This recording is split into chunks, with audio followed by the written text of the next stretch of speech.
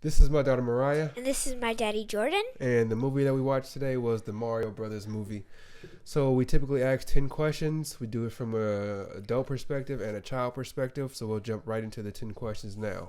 First question is, were you able to follow the storyline? Yes, I was able to follow the storyline very well. There wasn't any part that was a little confusing. Yeah, I thought the same thing. It was real straightforward, nothing too complicated.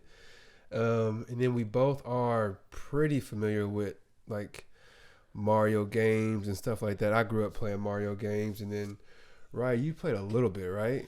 Yeah, when I was younger, I would play like Mario Kart and stuff with you. So. Right. So we're familiar with some of that. It doesn't. I guess the game doesn't really follow any typical storyline. Really, the game doesn't. Yeah. But the movie was able to create a storyline that made perfect sense to me. I was able to follow it pretty easily too. Usually it's just as simple, like in the games, it's as simple as trying to rescue the princess from random castle A or random castle B. And this movie was able to make a storyline that was easy to follow. It made sense to me as a 35-year-old man, and it made sense to you too, right? Yeah. Okay.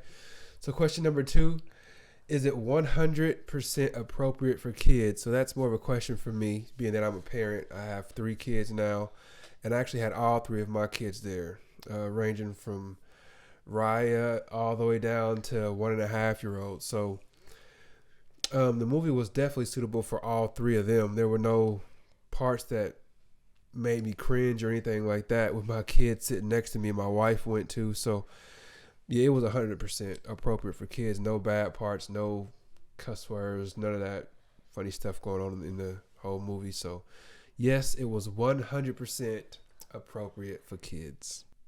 So, the third question, which is, would adults like this movie? So, we talked about it before in our previous episodes. Back when I was younger and kids' movies would come out, it was usually made strictly for kids. Yeah. Like my mom would not be interested in following any of those movies when I was growing up.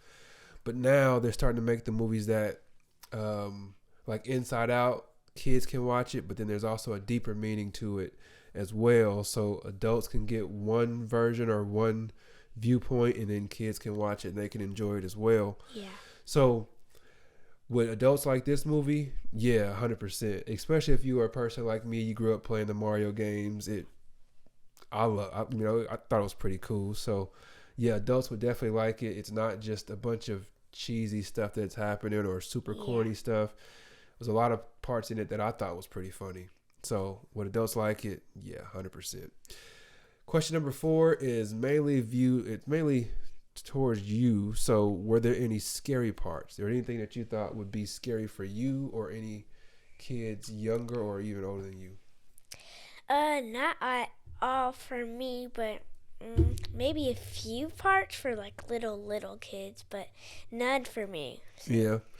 There was one part where I was watching and I thought if there was like a kid younger than you or maybe a little scarier than like my other daughter, Lundy, she doesn't get scared of anything. But I thought, like, you at Lundy's age, I think you would have been scared of one part. If you know what I'm talking about? The Luigi part when he got, I don't want to do any spoilers, but there was one part that I could see like a 5 or 6-year-old being a little scared of that, maybe covering their eyes on that. But it only lasted for maybe 30 seconds or so. I don't want to do any spoilers, so I'll just stop on that. But yeah, It was one part that might have been a little scary for some people. Maybe 5 or 6-year-old, they might be a little scared of that part. Question number 5 is, did we laugh throughout this movie? Did you laugh at all? I laughed a lot at it.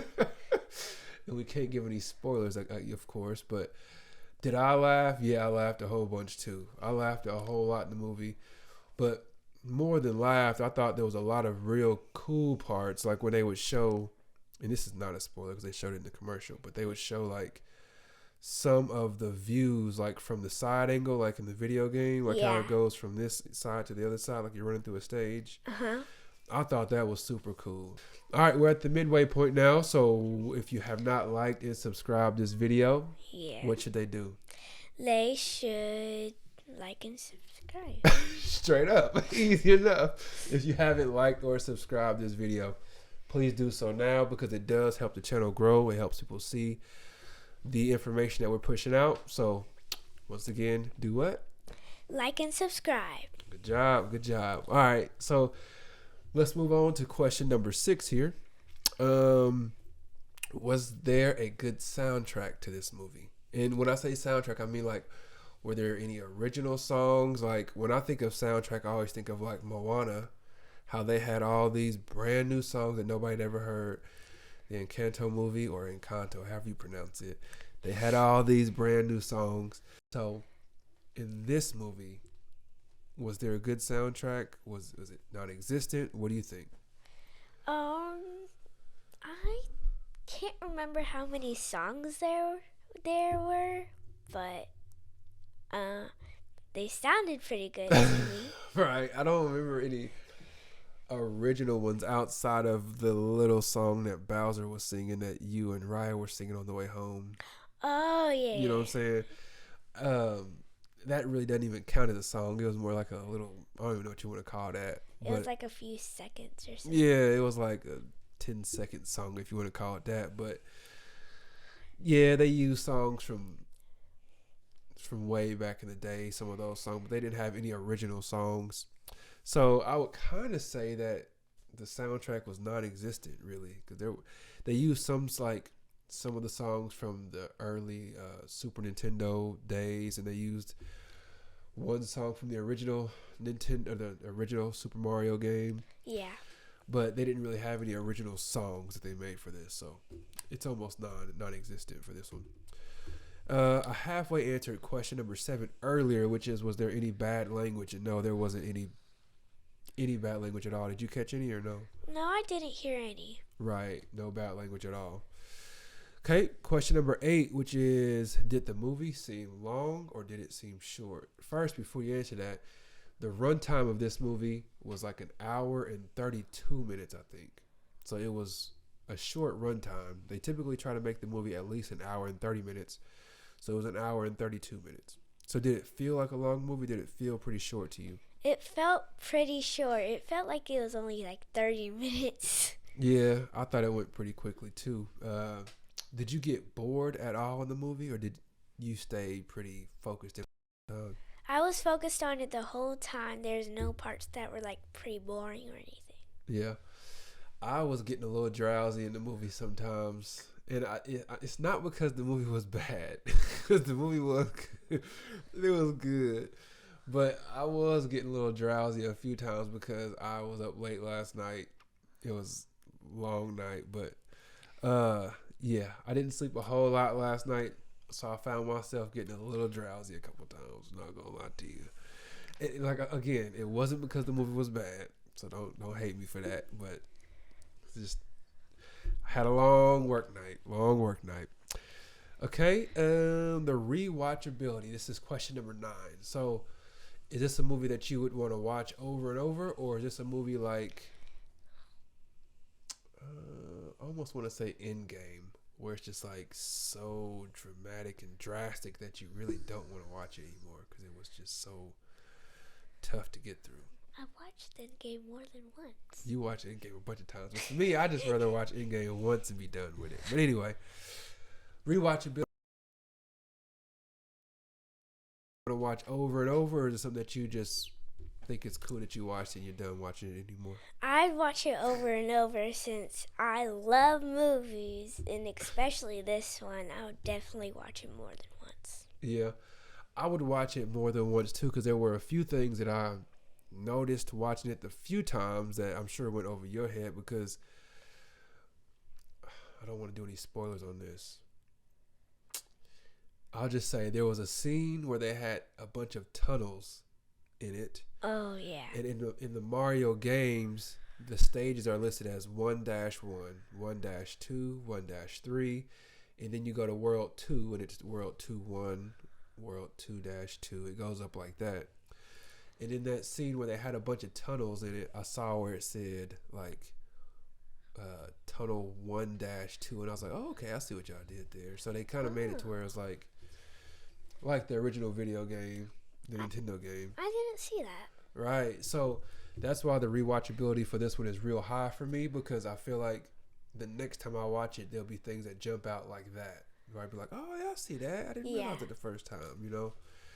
Yeah, so these type of movies, they typically have a bunch of Easter eggs in it, you know, where they try to connect what's going on now to back in 1980, whatever it came out, the original time. So we gotta rewatch it over and over and over to see if we can catch all those, and then maybe make another video about the Easter eggs and stuff. Yeah. Okay, so now question number 10, which is our overall rating of the movie. You want to go first on this, or you want me to? You can. Okay. My overall rating on this movie was a 4 out of 10. I'm joking. I just had to see your reaction. Okay. My real reaction is, I would say it gets an 8 out of 10 for me.